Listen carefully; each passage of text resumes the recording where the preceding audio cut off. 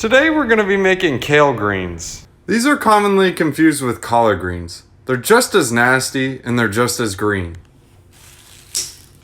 Once we have all our kale greens harvested, we're going to go and grab some other ingredients. I was planning on feeding these leftover salad butts to the pig, but I guess I'll go and throw them in there. I think they'll add some extra zing.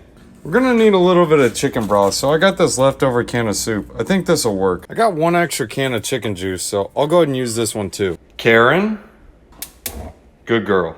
Go ahead and add in the soup, leftover salad butts, even some celery. I think that's in there too. Just throw it all in. I ran out of garlic, but I found some at the bottom of my pantry.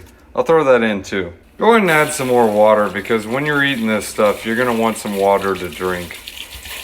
This recipe normally calls for ham bones, but I only have chicken bones, so we're gonna use these.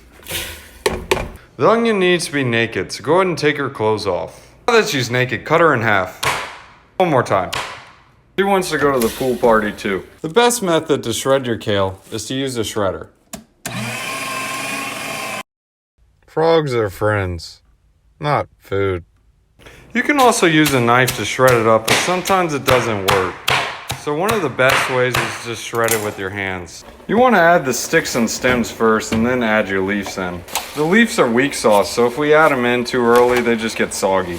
That's why I put them in last. Once that's done, take a lid and just cover it.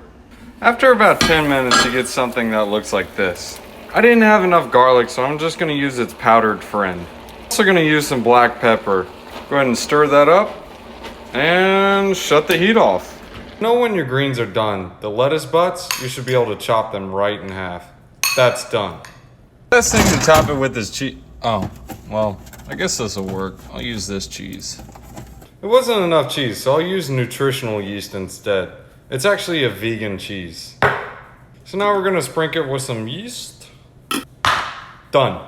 If you want some heat? Use cayenne pepper. I use it all the time.